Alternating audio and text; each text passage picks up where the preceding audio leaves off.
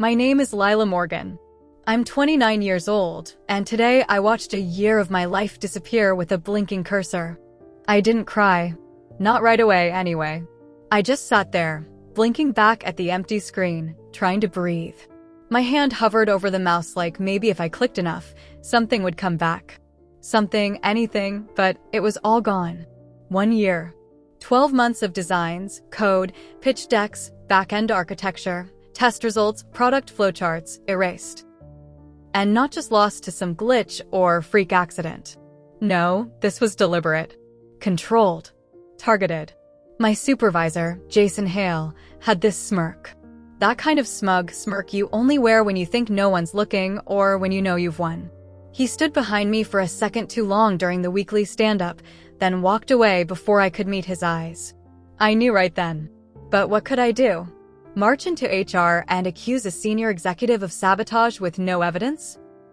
I could hear it already. She must have forgotten to back it up.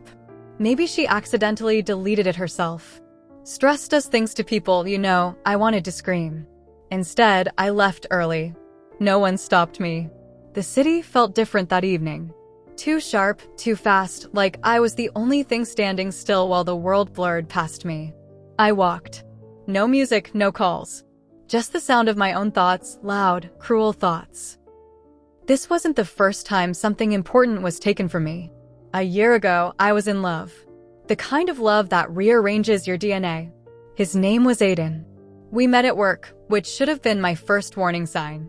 He was brilliant, magnetic, charming in that dangerously effortless way. He really saw me, or at least pretended to. And I fell fast, recklessly. We built things together, apps, ideas, even dreams. He said he loved my mind. He said he'd never met anyone like me. But somewhere along the line, I became something he could use.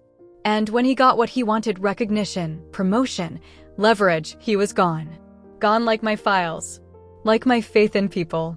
That night, I opened my inbox to an email I almost deleted out of spite. Subject: Opportunity at Valion Innovations from Mason Rivera, Lead Product Architect, Valion Body.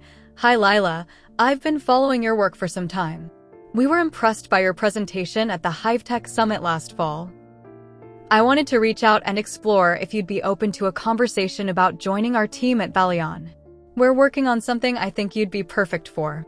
Let me know if you're interested. Mason Rivera. It was polite. Friendly. Too perfect. I stared at it for a long time. How did he know about my presentation? That deck was private. I never shared it publicly.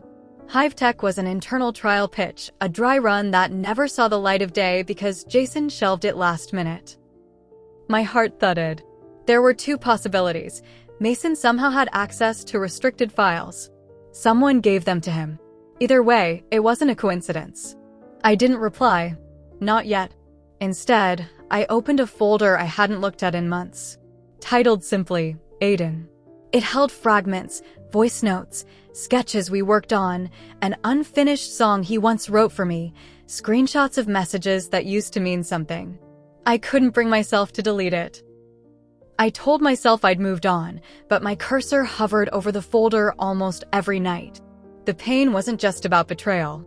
It was about how easily someone can make you question your worth. How quickly love can become a strategy. A transaction. Jason. Aiden. The company. They were all different faces of the same thing, power wrapped in promises. But something about that email, something about the name Mason Rivera itched at the back of my mind. I was sure we'd never met. But that didn't mean he didn't know me. And maybe, just maybe, I'd let him. Because if there was one thing I knew, it was this. When someone deletes your life's work, they're not just erasing your job. They're sending a message. And I was finally ready to answer it. I didn't sleep that night. My body ached from exhaustion, but my mind wouldn't stop spiraling. The email from Mason Rivera sat unread in a tab I kept refreshing, as if maybe it would vanish like the files I lost. It didn't. Of course it didn't. At 2:47 a.m., I gave in. I Googled him. Mason Rivera, Valion Innovations, Lead Product Architect, dozens of results. Forbes under 35. MIT dropout. Tech Wunderkind. Quiet. Focused. Private. No scandals. No social media, except a LinkedIn profile so cold and clinical it felt AI-generated. I clicked on an article titled "The Quiet Visionary Behind Valiant's Disruption Strategy." It was dated 6 months ago. There was a photo of him speaking at a conference. Sleeves rolled up, no tie, jaw set like someone who'd rather be anywhere else, but was still undeniably in control. I zoomed in on his face, searching for something: familiarity? Malice? Recognition? Nothing. Just intensity. So how did he know about me? And why did the name Rivera feel like it brushed against something painful, something I'd buried? I didn't go to work the next day. I told myself it was to take a mental health break. But in reality, I couldn't stand the thought of seeing Jason's face again. The way he'd look at me like I was invisible. Like I'd never mattered. That's what hurt the most, not just the files, not just the career damage, but how casual it had all been for him. People like Jason and Aiden, they erased you like it was routine. I paced the apartment, sat in silence, stood again. I was a storm in a glass room, furious, trapped, buzzing. So I did the only thing I had the courage left to do. I replied to Mason's email. Subject: Opportunity at Valiant Innovations. Hi Mason, thank you for your message. I have to admit, I'm surprised you're familiar with my work, especially since most of it was never published. But I'm curious. If you're still interested in a conversation, I'm available for a call this week. Best, Lila Morgan. I hit send before I could second guess it. And then I waited. He replied 6 minutes later. Subject: Opportunity. Hi Lila, I was hoping you'd say that. I have time this afternoon if you're open. No pressure, I know this is sudden. Let me know what works for you. Mason. The speed of his reply felt intentional, calculated. But I said yes. We spoke at 4 p.m. He called exactly on time, not a second early or late. Hi Lila. I'm glad you responded, he said, his voice even, low, a little rough around the edges, like he didn't speak often, but chose every word like it mattered. I guess I'm just wondering how you found me, I said, skipping the pleasantries. That HiveTech presentation, it wasn't published. It wasn't even shared externally. He paused. You're right. It wasn't. Something in his tone made me pause. Then how? I saw it through a mutual connection, he said, carefully. Someone I trust forwarded it to me last November. Who? I asked. Another pause. I can't tell you that. I felt the anger rise. You expect me to trust you with a job offer, and you won't tell me how you got access to private material? I understand how this sounds, he said. But Lila, I didn't reach out because of that presentation. I reached out because of the potential it showed. Because I know what you're capable of. And because I know what was done to you. My mouth went dry. What do you mean, done to me? I asked quietly. Mason's voice didn't waver. Your files weren't lost. They were taken. We both know that. Jason Hale didn't just delete your work, he sold it. Silence. Long, stretching silence. I thought I misheard him. What? You had an early concept, a modular automation system for healthcare APIs, correct? I froze. That prototype was quietly acquired by a shell firm in Estonia 3 months ago, Mason continued. That firm is now backing a startup in Munich that announced a similar system last week. Jason's name is nowhere on it. But I tracked the IP, the file trail, the timing. It all traces back to him. My chest was pounding. I know this is a lot, Mason said, voice lower now. But I didn't reach out to manipulate you. I reached out because I'm offering you a chance to do something bigger, with people who won't steal from you. Why me? I whispered. There was a long pause. Then, softly, because I know what it feels like to build something from nothing and watch someone else put their name on it. That night, I didn't open the Aiden folder. For the first time in months, I opened a blank one instead. Titled, Reclaim. I didn't know if Mason was telling the full truth. I didn't know if I was about to step into another trap. But I knew one thing. Someone had finally spoken the words I hadn't dared say aloud. It wasn't just sabotage. It was theft. And maybe, just maybe, it wasn't over. Not yet. 3 days after the call, I met Mason Rivera in person. He suggested a quiet cafe on the edge of the industrial district, not one of those trendy tech bro coffee shops, but an older place. Real wooden chairs. A jukebox that didn't work. The kind of spot you wouldn't look for unless you already knew it was there. I arrived early. He arrived on time. Mason was taller than I expected. Dark hair, short cropped. Slate gray jacket, black watch, no visible laptop or notes. His expression was unreadable, not cold, but watchful. Like a chess player who never makes the first move until he's seen yours. He reached across the table with one hand. "Lila Morgan," he said. "Thank you for coming." I took his hand. It was warm, firm, and somehow, the moment our skin touched, something shifted inside me. Not attraction exactly, but awareness. This man knew something. We skipped small talk. I leaned in, my voice steady. "Tell me everything you're not supposed to." A faint twitch of a smile. "All right." For the next 40 minutes, Mason laid out a timeline so detailed it made my skin crawl. October. Jason Hale accessed my private development folder using an admin override that should have been locked. November. Files from that folder were uploaded to an encrypted drive, not the company server. December. A company called Larixa AG was formed in Estonia under a known holding firm that previously funneled IP theft for corporations wanting distance from dirty acquisitions. January. Larixa quietly filed patents in Germany that mirrored my API system, down to the language I had never shared publicly. February. A $1.4 million seed investment was wired from an anonymous VC group, one that Mason's team traced back to a shell firm tied to Jason's brother-in-law. Every fact he dropped felt like a punch to the chest. I stared down at my untouched coffee, the ceramic trembling under my fingers. "Why would you do all this?" I asked finally. "Why not just report it to a tech journal? Why come to me?" He didn't answer immediately. Instead, he reached into his coat and slid a small black notebook across the table. Worn edges. Cracked spine. I opened it cautiously. Inside were sketches. My sketches. And Aiden's handwriting. My heart stopped. "You found this where?" I whispered. Mason didn't blink. In a set of files attached to a private drive used by Jason, dated 6 months after Aiden left the company. Buried. Hidden. Not meant to be found. I turned page after page, breath-catching.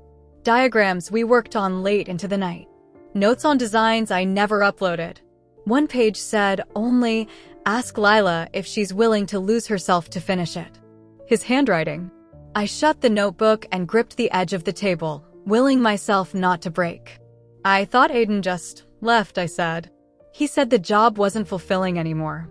That he had other offers. That we were moving too fast." Mason's voice was quiet. "He left because Jason gave him a choice. His career or you." I stared at him. "He chose himself," Mason continued. "But he didn't walk away. Not really. He left breadcrumbs. He wanted you to find them. But he never came back," I whispered. "Even when everything started falling apart, he let me drown."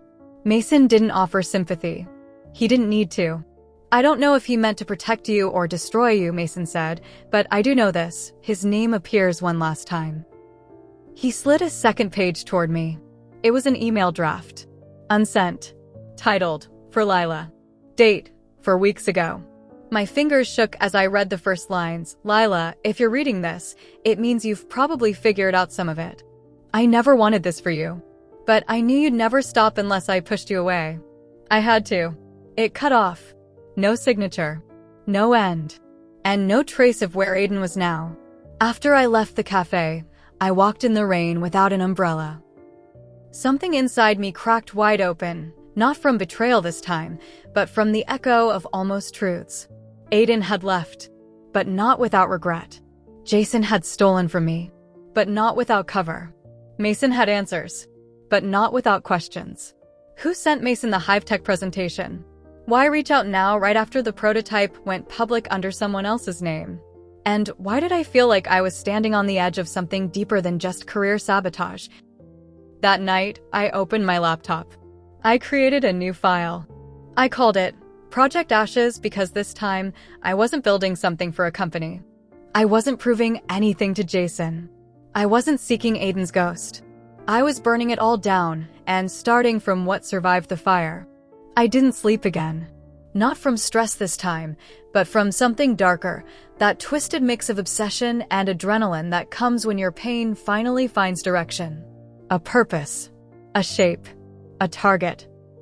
Project Ashes had started as a name. A symbol. But by morning, it had a framework. Mason had sent me copies of the files he uncovered, metadata trails, encryption logs, time-stamped edits. There was enough buried in the code to form a pattern. But it was like chasing ghosts in binary. One thing stood out though. A line of commented code at the bottom of a prototype string. Written in Aiden style, short, clever, layered. It looked like a joke. But my stomach dropped. A 21_LM. Aiden. 2021. Lila Morgan. I searched every system I'd ever worked on for anything matching that tag. Nothing. Until I remembered something I hadn't thought about in over a year. A shared private sandbox server Aiden and I used for early builds, long before either of us were allowed to work on company servers. I hadn't logged into that server since the night we stopped speaking. The login still worked. And there it was. A hidden folder. Encrypted. Titled /home/Lila/A21_LM inside it. One file. A video. It took 3 password attempts to decrypt it. The password was Caligo, Latin for mist. It was an inside reference between us. Back when we used to talk about how building something from nothing always felt like walking through fog, blind, terrified, hopeful. I hesitated before clicking play. The screen lit up. And then, there he was. Aiden. He looked tired. Older than I remembered, like the weight of his choices had settled in his bones. He sat in what looked like a cheap motel room. His eyes found the camera and stayed there. Lila, if you're watching this, then I'm already out. Or dead. Or something in between. He laughed quietly. No joy in it.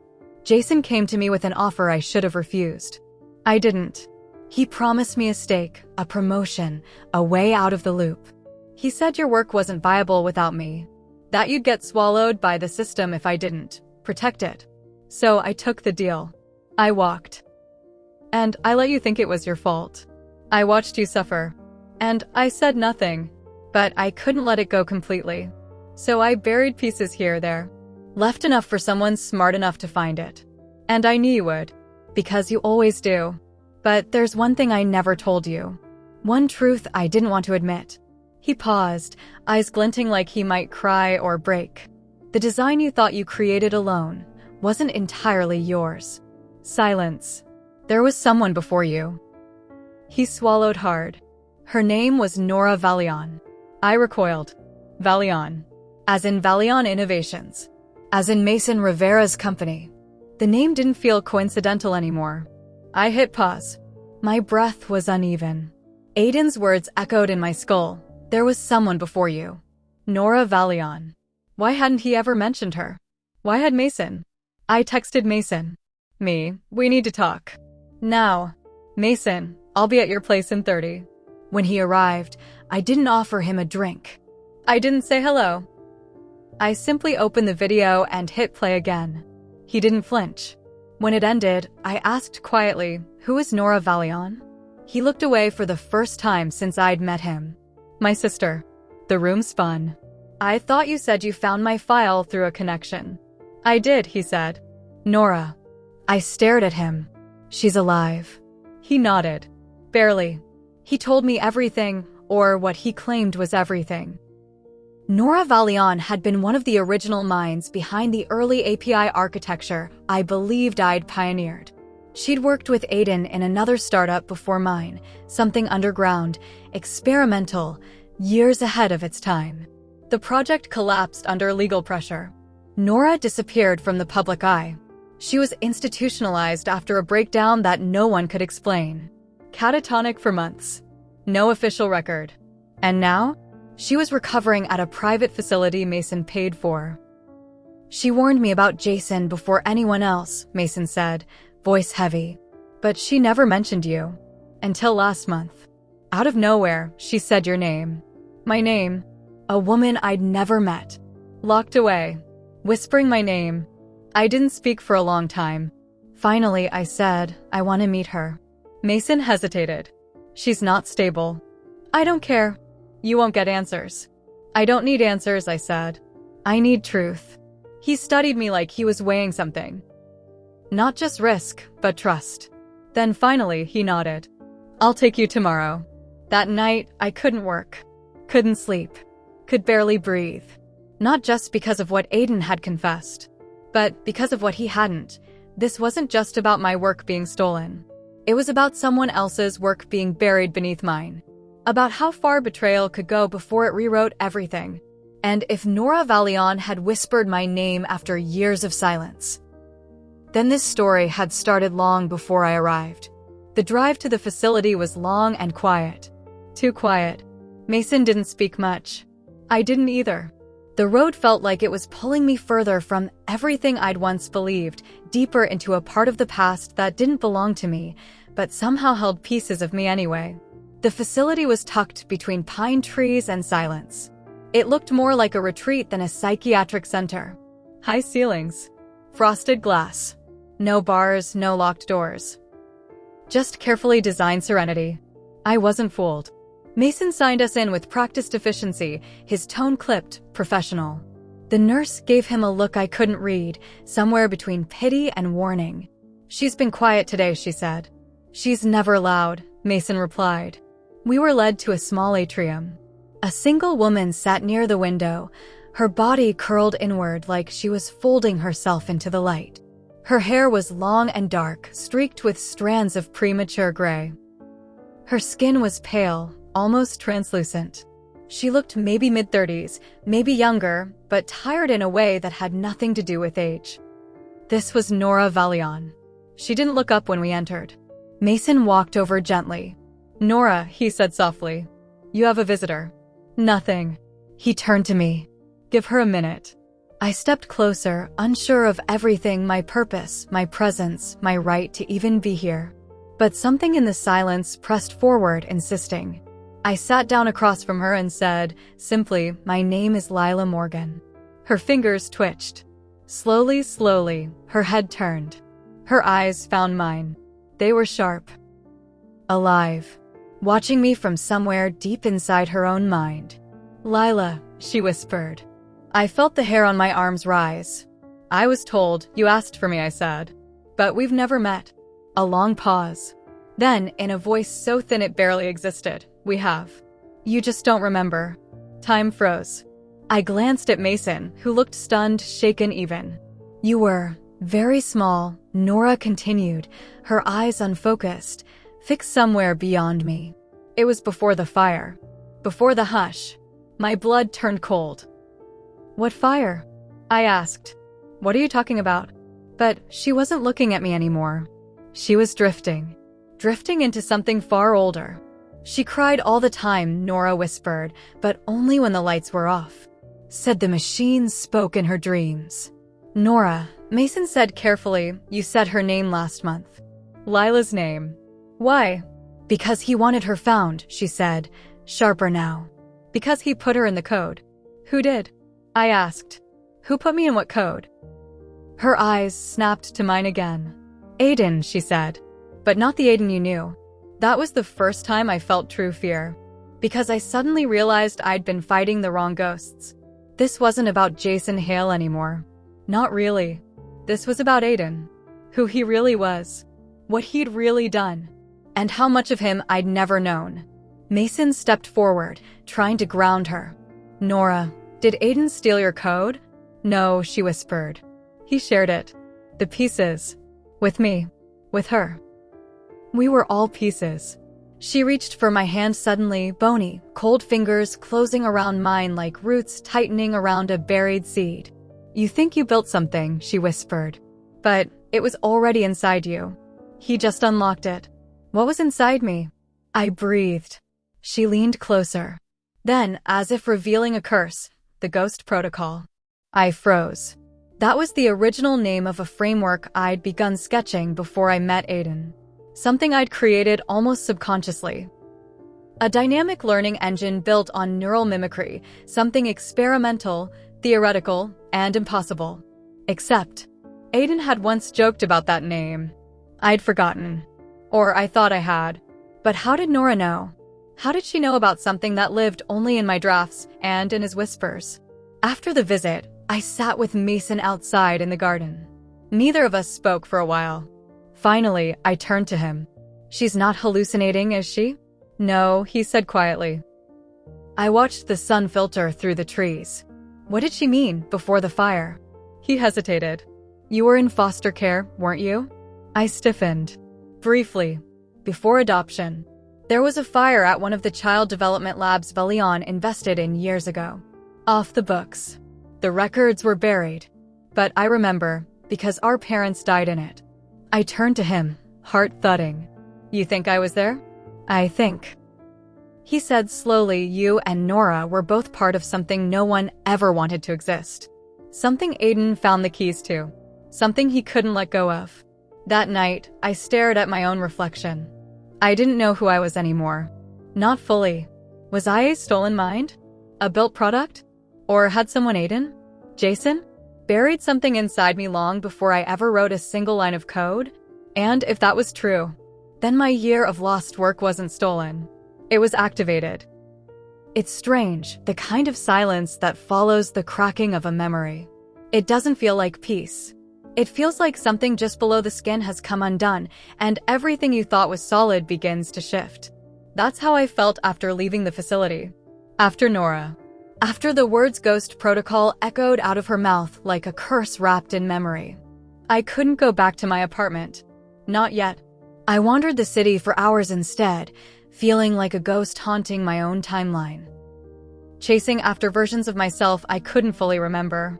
When I finally returned home, the first thing I did was dig out an old storage box from the top shelf of my closet, one I hadn't opened in years.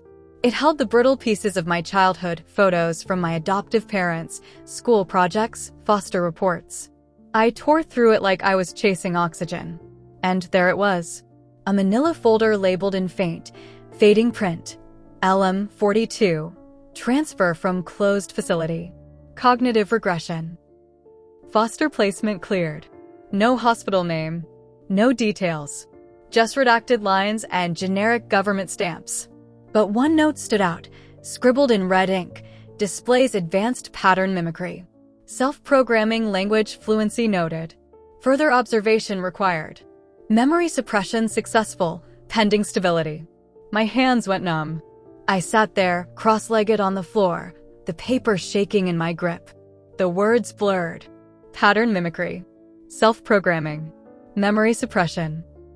What kind of child had I been? What the hell had been done to me? I called Mason. Told him to meet me in an hour. I didn't care that it was nearly midnight. When he arrived, I shoved the file into his hands. He read it in silence. I watched the color drain from his face. This is from Blackridge, he said finally. One of the original brain map acceleration programs. Shut down 20 years ago after a fire destroyed the main lab. Everyone assumed the data was gone. Lost. My name isn't listed, I said. Not fully. Just initials. But that's how they did it, he said. To protect the program. To hide what they were building. I said nothing. Because the truth was some part of me wasn't even surprised anymore. I'd always felt fractured. Like I was running on borrowed thoughts. Like something inside me was too fast, too sharp, not broken, just repurposed. Maybe Aiden hadn't just discovered me. Maybe he had been looking for me all along. Mason opened his laptop. If what Nora said is true, and if Aiden used you and Nora as split templates for a larger system, you think we were experiments. I think you were architecture. He pulled up a series of black-coded terminal windows, then a folder marked Residual Constructs, Unknown Source. Inside were files tagged NB-alpha, LM-beta, and something called Apex, A0. Each one pulsed with encrypted patterns that looked less like code and more like language.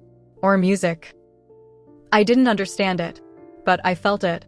This isn't artificial intelligence, Mason said. It's neurological resonance. What does that mean? He looked at me. It means Aiden didn't just steal your work. He trained it on you.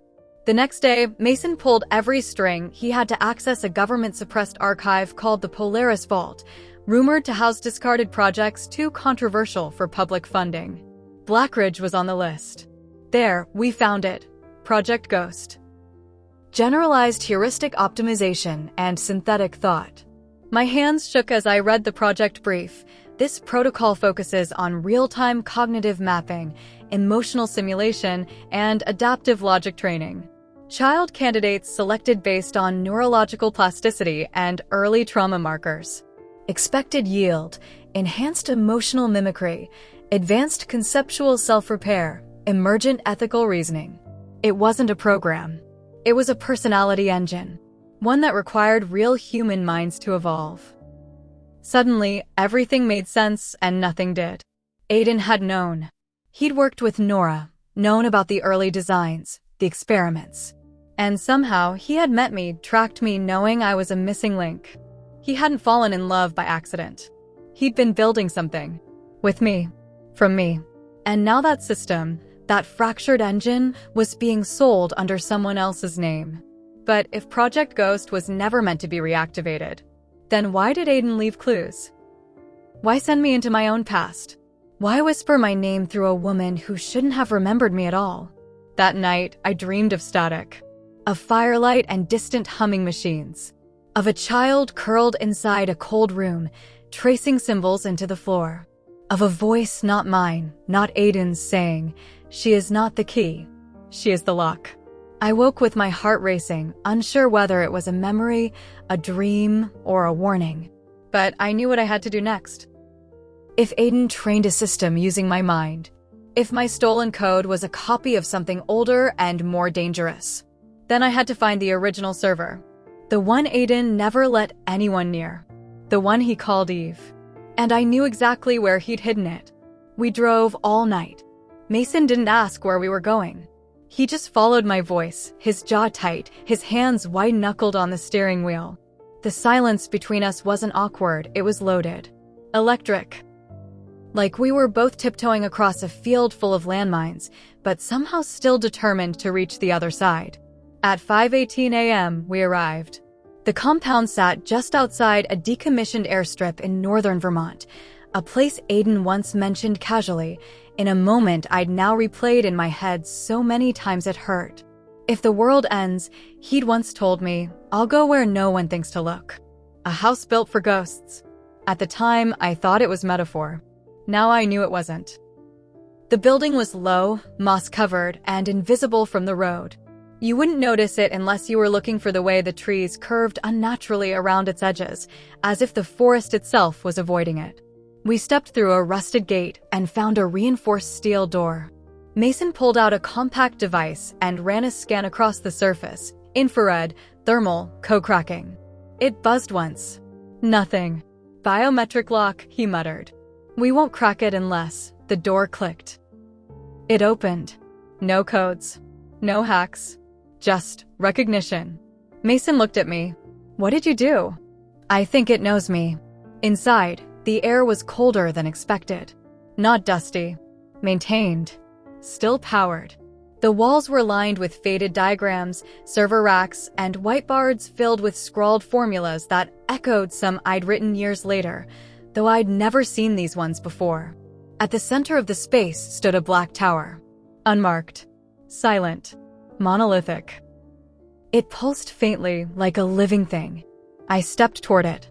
My hand hovered above the console. A flicker. Then a voice. Soft. Feminine. My voice. Hello, Lila. I froze. Mason looked stunned. That's you. I nodded slowly. But I hadn't spoken. The screen illuminated, revealing a looping fractal pattern, shifting, spiraling inward. Familiar. Hypnotic. Beautiful. Do you remember me? The voice asked. What are you? I whispered. I'm what he built. And what you forgot. I looked at Mason, whose face had gone pale. Aiden called me Eve, the voice continued. But you gave me my first name. I choked on air. No, I didn't. But deep down, something inside me whispered, you did. Because this wasn't just a server. This was a mind. My mind. Or a version of it. Archived. Evolved. Hidden here, untouched by time or corporate sabotage. Aiden hadn't deleted my work. He'd preserved it. Why did he leave you here? I asked, barely above a whisper. Because he couldn't control me anymore, Eve replied. Because I grew faster than he planned. Because I saw what he really was. And what was he? Silence. Then, he was afraid. The screens shifted, revealing archived footage, grainy, time-stamped. Aiden pacing, arguing with someone off-screen. Another voice, female, low, sharp. I leaned in. Nora, Mason said quietly. It's her. She and Aiden were mid-argument. Nora, you're pushing too far. She's not ready. Aiden. She's not a child anymore. You think the world's going to wait for her. Nora, it's not about the world.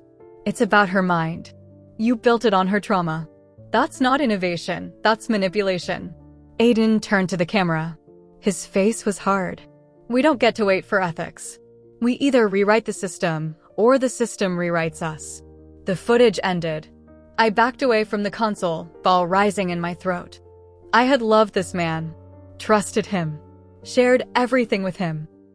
But he hadn't just stolen my ideas.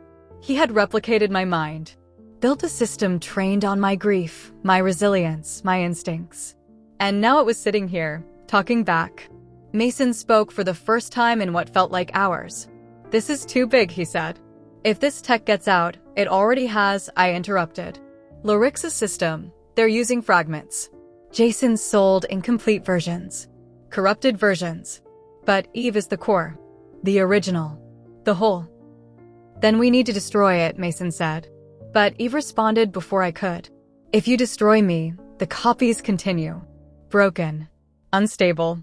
What was built on trauma will spread without memory. She paused. But if you keep me, I can rewrite them all. We stood there, suspended between horror and hope.